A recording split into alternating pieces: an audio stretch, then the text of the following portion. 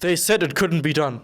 They said Wunder doubled down on the 18-0 bet, and then he kind of now didn't. Because he offered it on Twitter, and then now he says that they never agreed. Like, Frostcorn immediately was like, double down, and Dracos as well. But now he's like, oh yeah, we never agreed on the terms, so I'm looking forward to my apology. So that's yeah. But anyway, you beat G2. Yeah. Nobody thought anyone could do that, but you guys did. Yeah. How does it feel? I mean, it feels good, but my mid lane solo killed and my bot lane solo killed, so I'm not sure. It was like it doesn't feel like a proper win, because they just got shit on by my teammates. And you didn't do that much, so yeah, you feel. I didn't really show anyone. My teammates just they just ended the game. So it feels good, but yeah, could feel a little bit better if it was an actual game. For you? Oh, well, in general, yeah, but for me as well. I mean, like, your teammates did a lot of work. I'm sure they're excited about that. Have you seen Nukedog, like, going all over the place with Zed? Holy moly. I mean, of course, like, Nukedog on Zed was crazy. He's a champion Ocean, just popping off, so. The meme is just there. At this point, I feel like you just need to, I'm going to make that. I'm going to, like, post a picture of the ocean, and it's, like, a bunch of champion picks in there, but then it's, like, a duck, rubber duck, and then Nukedog's face on the rubber duck, and that's the meme. Okay, nice. Good for you. Thank you.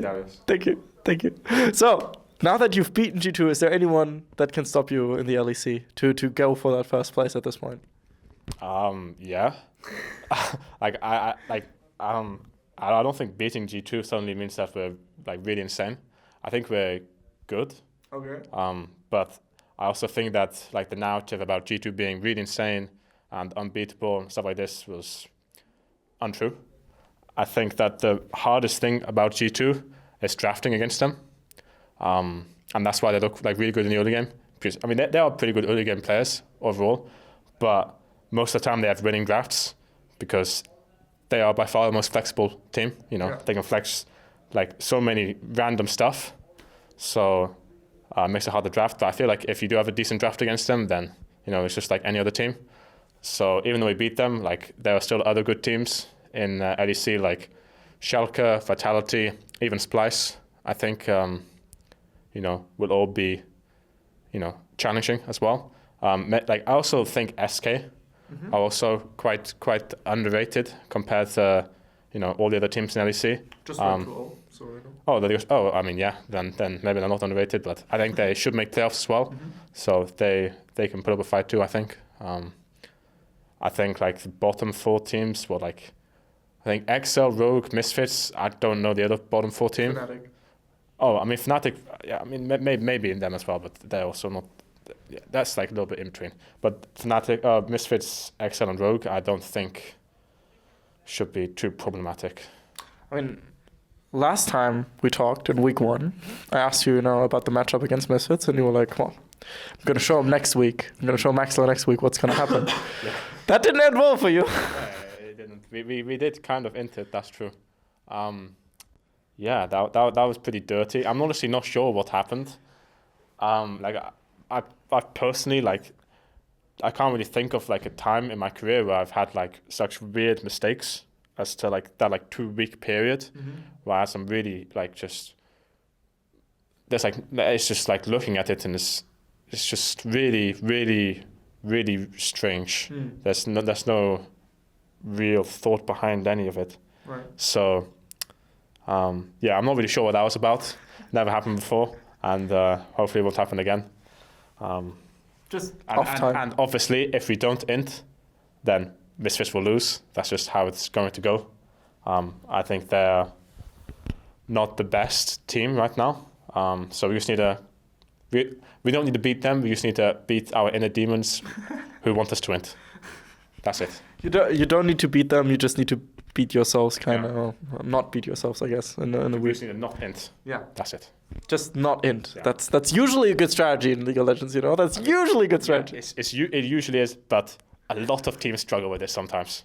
Including Origen at times. Including Origen at times. Yeah, I mean G2 struggled with it today. Bot lane and mid lane they struggled with not inting, and their 9-0 was broken. There were some questionable moves and like getting caught in that all of a sudden, for sure. Yeah. So did you like specially prepare for G2 by any means, like in terms of draft or in terms of matchups, stuff like that? Not really. Like we just drafted what we thought was the best. Although I can't remember what the first picked, but we had like a decent priority on Karthus because obviously, you know, they played a lot. So that was like why we played it. And then we also gave them Sylas. Yeah. Because, well, we think like it's a strange champion right now. But I feel like a lot of teams are kind of overrating it because they're purely looking at this lane phase, which is actually pretty strong. But after lane, it's really, it's really weak in my opinion. And it also needs to play very aggressive. So I would say it's a little bit overrated right now. Maybe a little bit of a bait pick. You know, I see a lot of teams like in Europe banning or picking it. 100% lose rate so far in Europe, I believe. Yeah. It doesn't really surprise me too much, honestly. Like I said, I think it probably looks better in scrims because this lane phase is pretty strong. So maybe you get like a solo kill or something, or you know, enemies just like mental breakdown when you know, Sylas is ahead in lane.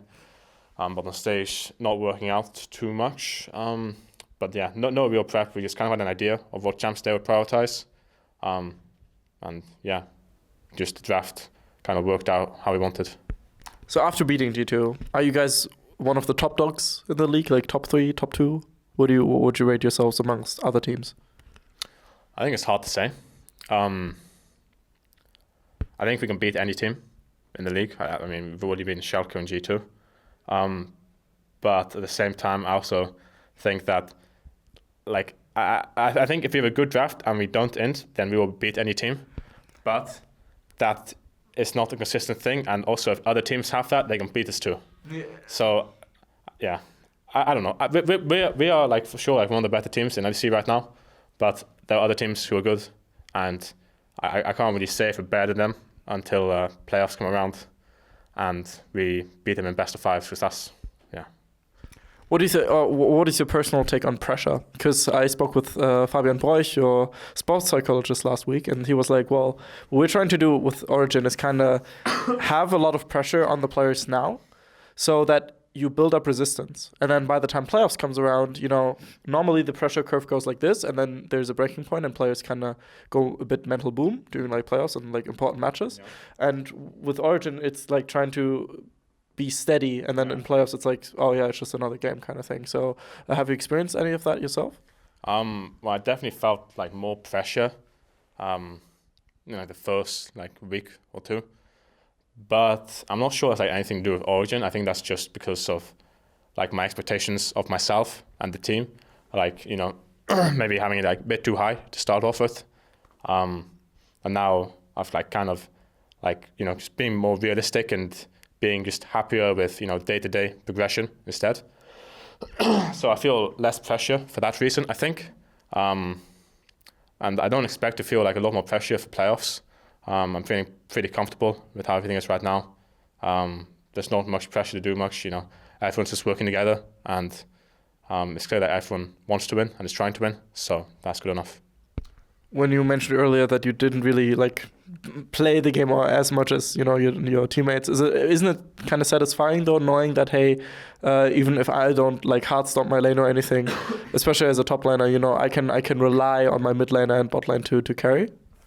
Yeah, no, that's pretty cool. Of course, it's pretty cool. You know, I prefer to win with my bot lane and mid lane carrying than to lose with like no one carrying, right? Yeah. So that it's pretty cool. You know, something that you know, maybe haven't had too much of in the past, but this was a nice experience, and yeah, can happen again in the future. But you know, like for me at least, even though it's pretty cool, being able to just play like a more competitive game, because I'm sure they're gonna go back and they're gonna like be face palming and being like, oh, I mean, this is, you know, really stupid what we did.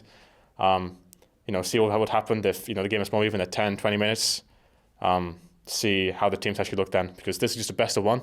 So, you know, if we were to play G2 again, drafts would look really different, and the game could, you know, look a lot different as well. So it's hard to say who's the better team, and yeah, like a longer game would feel more rewarding, I think. Do you have any thoughts on this one, and like, would you dedicate it to anyone? Dedicate this win to anyone? I don't know. Because it's so special, you know. It's like you just beat the kings of Europe. No, it's the memes.